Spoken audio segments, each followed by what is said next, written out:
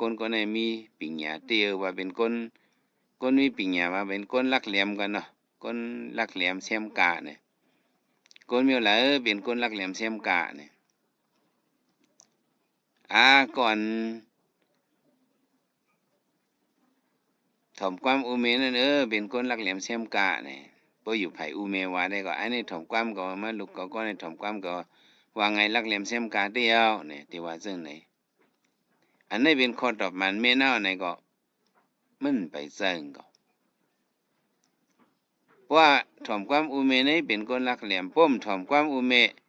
ฉันที่ว่าเป็นคนให้คนเบิกไหนฮือผมมาวันด้วยซึ่งนั้นเนี่ยหนอลองพระเป็นเจ้าสิทธัตถ์นี่มันถ่อมความอูมันเมมันหลงอูเมมใครมันไปออกผัดยันห่างหอกับเฮ็ดยาซียาหันเนี่ยมันจะไปออกกับเฮ็ดยาซียาหันว่าไหนก็หนอลองพระเป็นเจ้าเนี่ยมันสิคนลักแหลมหาเนี่ยที่เลยว่าจึงหือเนาะก็มองทำได้ว่าพวกหาเงินไหลเนี่ยเป็นคนกัดคนกัดกาเป็นคนลักแหลมเสียมกาเนี่ยที่ว่าจึงนั้นหนึ่งก็เดี๋ยวว่าหนึ่งเมียวเมื่อปานพระเป็นเจ้าได้ ยานเขาจะขึ้นตอบว่าพระเป็นเจ้าขาศาสนาพระเป็นเจ้ากัสสปะนั่นก็เสริมหายกะหึงเนี่ยค่ะลองเลยอันละเป็นคนลักแหลมเสียมกะอันละเป็นคนมีตังหูว่านั้น เฮาค่ะหูไรค่ะหยันเนี่ยมันขึ้นไรค่ะเยาวดีพระเป็นเจ้าทรัพย์เลี้ยงในบรรคายที่ในพุทธเจ้าขึ้นพระเป็นเจ้าขึ้นตอบลาดนี่ว่าจังหือยานเขาว่าก้นลักแหลมเสียมกาก้นนั้นมีปิญญาหน่อยนั้นตีเลยว่าจังหือบ่ไหนจังก้นลักแหลมเสียมกาหน่อยนี่ตั้งก้นอันเป็นก้นหมึกเฮาว่าเนาะตั้งก้นหมึกให้ตั้งก้นลักแหลมเสียมกานี่เข้ามาในเหมือนกันกุ้ยว่าตั้งกว่าเขาเหมือนกันก้นหมึกมากันไว้ในเด้มือมันมาก็มันได้ลูกตีอเปสิตีสิเลยมา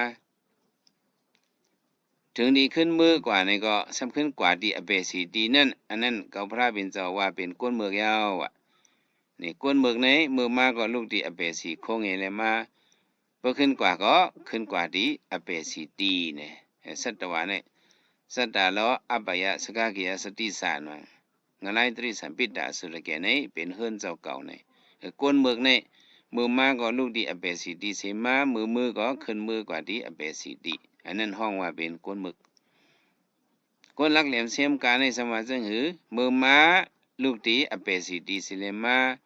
มือกว่านั้นเด็มกว่าขึ้นที่อเปสิตีวะ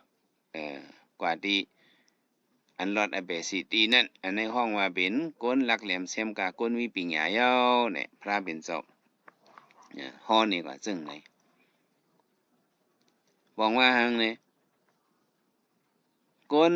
ป่าละก้นเมือกในผมว่าคำฮู้ลองเลยแถวต้นปฏิจจสมุปบาทให้หมอเต็บเป็ดฮู้ลายเต็บมันเนี่ยในห้องว่าเป็นก้นเมือกก้นลักแหลมเสียมกาก้นวางไงหน่อยนั่นแหละสำฮู้จักลายเต็บมันสำเหตุการณ์เต็บขาดปาดเป็ดตรงวงปฏิจจสมุปบาทในอันนี้เป็นก้นลักแหลมเสียมกา